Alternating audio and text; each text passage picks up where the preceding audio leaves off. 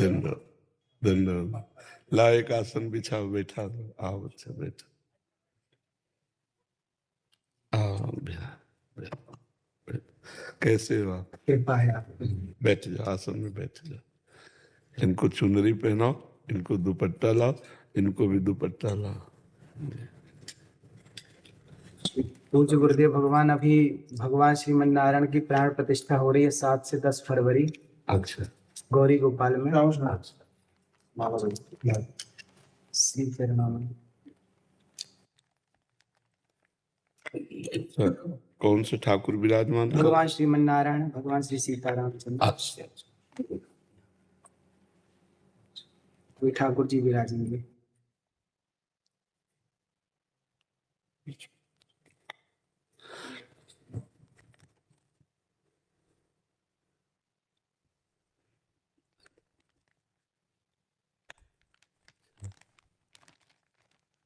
ये हमारे लिए लाया? जी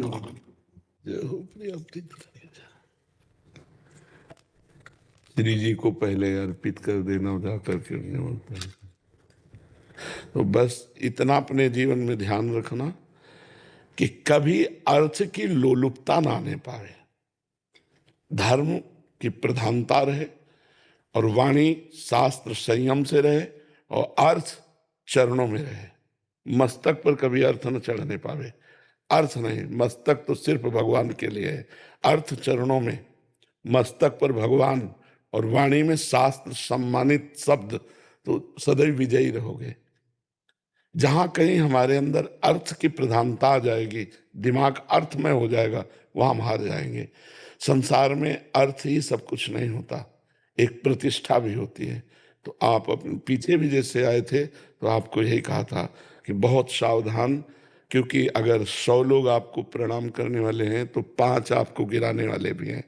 उन 5 के सामर्थ्य आप तक ना पहुंच पाए, इसलिए अर्थ प्रधानता मत रखना, सदैव धर्म का आश्रय रखना और वाणी से शास्त्र सम्मत, जो शास्त्र सम्मत नहीं थे, जैसे हमसे कोई पूछा तो हम कहते थे हमको ज्ञान नहीं, हमने संतों से सुना है, जो शास्त्र से पढ़ा है वो हम आपको बता देते, जो नहीं पढ़ा हमें नहीं ज्ञान, बस भगवत प्राप्ति की चर्चा कीजिए। जैसे कोई प्रश्न करता है तो ऐसे जरूरी नहीं कि हर प्रश्न का उत्तर हम दे दें। निमि जी महाराज नवयोगीश्वरों से प्रश्न करते हैं कर्म के विषय में और कहते हैं यही प्रश्न हमने सनकादि से किया था, उन्होंने उत्तर क्यों नहीं दिया था? तब निमि जी को नवयोगीश्वर में योगीश्वर बोलते हैं, उस समय आपकी बाल्यावस्था थी, आप अनाधिकारी थे, इसलिए सनकादि ने आपको उत्तर नहीं दिया। तो जरूरी नहीं कि अनाधिकारी को उत्तर दिया जाए। अगर अनाधिकारी अनाधिकारी है तो मौन, हम असमर्थ हैं आपके प्रश्न के उत्तर। दूसरा प्रश्न कीजिए। कहीं भी निमंत्रण हो, कहीं भी आपको बुलावा हो, पहले देखो कि मुझे यहाँ जाने से धर्म प्रतिष्ठा इस पे आंच तो नहीं आएगी। अगर आंच आ रही तो बिल्कुल ना। अगर हमारे धर्म की प्रतिष्ठा हो रही है और हमारे समाज इस बात को प्रशंसा करेगी तो हम जाएंगे, अन्यथा नहीं जाएंगे। ये जीवन में आप कोई सहयोगी नहीं है आपका, भगवान के सिवा कोई सहयोगी नहीं है। जिसको तुम सहयोगी मानोगे वही तुम्हारी जड़ काटने की चेष्टा करेगा। तुमको अपने पैरों के बल खड़ा होना है, भगवान के बल से। हमारी बात एक एक सूत्र समझ लो। प्रश्न का उत्तर वही दो, अधिकार के अनुसार, जानकारी के अनुसार। वो अधिकारी होना चाहिए, आपको जानकारी होनी चाहिए।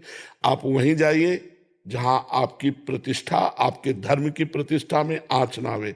अर्थ उतना भावना कीजिए जितने से सेवा सामग्री सब सुरक्षित चलती रहे, वो भगवान देते रहते हैं। उसके लिए ऐसे करने की जरूरत नहीं। अगर हमारी सात्विक प्रवृत्ति से यश प्रवृत्ति बढ़ रही तो कोई हानि की बात नहीं, लेकिन यदि वो थोड़ा भी गिर करके बढ़ रहा है यश, तो वो यश सम्माननीय नहीं होता। साधु सभा में यश वही सम्माननीय होता है जो धर्म के अनुसार और गौरव के अनुसार बढ़ता है।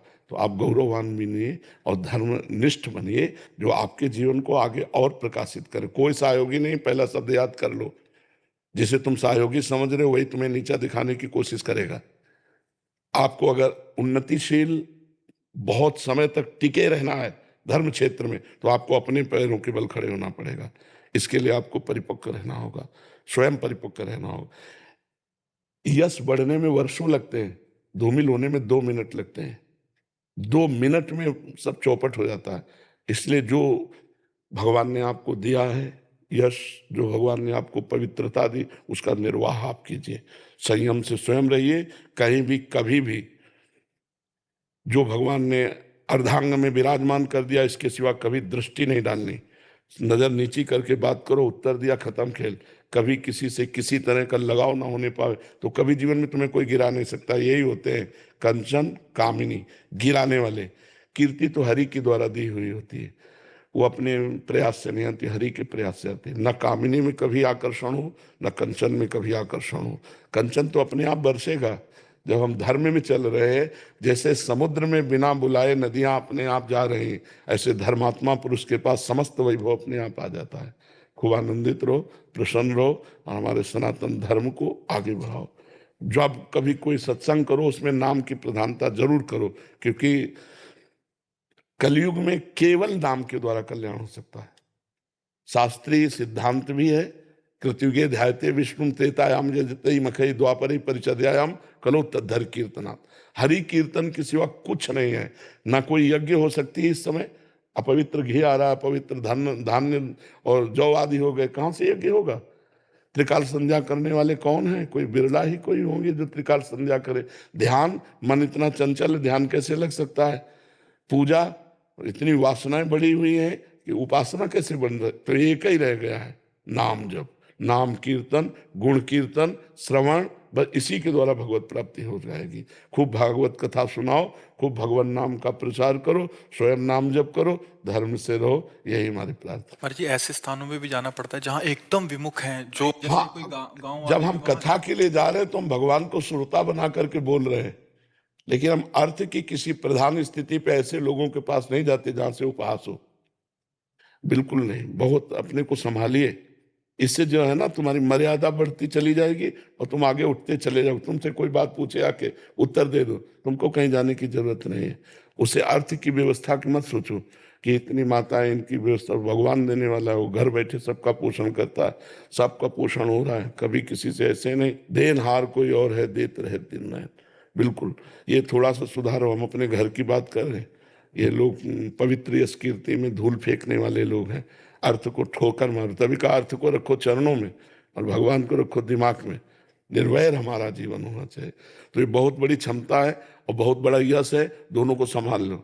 अब ऐसी जगह मत जाना जहां जाने से थोड़ा भी कोई विक्षेप करे, थोड़ा भी कोई तुम्हारे ऊपर अंगुली उठावे। घर बैठे सब होगा, हमारी बात मान ले, घर बैठे सब होगा, अपने आप सब आएगा। तू चिंता मत कर, तू आगे बढ़ और भगवान सहयोगी है। और हमें ये बहुत अच्छा लगा कि जैसे सैकड़ों माताएं हैं ना, बहुत उत्तम बात हो। बच्चा बूढ़े बाढ़े इनकी कोई सेवा नहीं कर रहा, जैसे सेवा करना बहुत बड़ी बात है बच्चा। इससे भगवान बहुत जल्दी प्रसन्न होते हैं। एक तो वयोवृद्ध और एक जिनकी कोई सेवा नहीं कर रहा, उनकी सेवा जो करने का तुम्हें सौभाग्य मिला, बहुत बात है। और भगवान ऐसी जगह अर्थ अपने आप भेजते हैं। तुम चिंता मत करना कि सैकड़ों माताएं, इनका भरण पोषण के लिए हम कहीं जान, ज्यादा परेशान मत हो, अपने आप सारी व्यवस्था होती है। जो धर्म से चलता है, परोपकार करता है, जो भगवान का यश गाता है, अपने आप व्यवस्था होती है। तुम उसकी चिंता मत करना, तुम अपनी निष्ठा पे रहो। और स्वयं संध्या करते हो, गायत्री जप करते हो? हाँ, स्वयं करना, कम से कम 2 बार की संध्या तो करना ही। और कुछ मंत्र गायत्री के जरूर जपना, क्योंकि उसके द्वारा बुद्धि प्रकाशित होती है। शास्त्र सम्मत ज्ञान जो होता है ना, वही लोगों को आकर्षित करता है। तो गायत्री माता भगवान श्री कृष्ण का ही स्वरूप है। तो श्रीमद् भागवत श्री कृष्ण का वांग्मय स्वरूप है। तो गायत्री की कृपा से भागवत में प्रवीणता आएगी। तो दोनों काल सूर्य को अर्घ दान करना और गायत्री जप करना और मुद्राओं के द्वारा संध्या को पुष्ट करना। सुमुखम संपुटम च विततम विस्ततम आता है, सुमुखम संपुटम च विततम, ये तो प्रारंभ में सिखाया जाता है। तो गायत्री मुद्रा के साथ गायत्री का जप निश्चित, इससे आप सुरक्षित बने रहेंगे। गायत्री देवी बुद्धि को प्रकाश करने वाली है। ठीक है बच्चा? कल रात्रि को गुरु जी सुबह स्वप्न में भगवान श्रीमन नारायण का, ठाकुर जी विराजे थे मंदिर में और स्वप्न में भगवान जी के पास जाना हुआ। भगवान जी मंदिर से बाहर आए और गोद में आकर के बैठ गए। ये स्वप्न जब से मैंने देखा तो बस दिन रात वही चलता। हाँ, बहुत कृपा है। ऐसा लगता भगवान जी ने कहा कि हमें खीर और कढ़ी खिलाओ। जी। तो ठाकुर जी अभी भगवान जी विराजेंगे ना, जी तो मैंने बोला कि सबसे पहले ठाकुर जी को वही भोग लगाएंगे। नहीं, पवित्र हृदय में भगवान का प्रकाश होता रहता है। आप बहुत पवित्र हृदय वाले हो, बहुत सावधानी से बस चलते रहो, क्योंकि ये बात हमारी पकड़ लेना, कोई तुम्हारा साथी नहीं है, भगवान के सिवा कोई साथी नहीं है। अपने आप को सुरक्षित रखने के लिए बस सावधानी रखो, निष्कलंक जीवन व्यतीत होना चाहिए। ठीक है, धन्यवाद।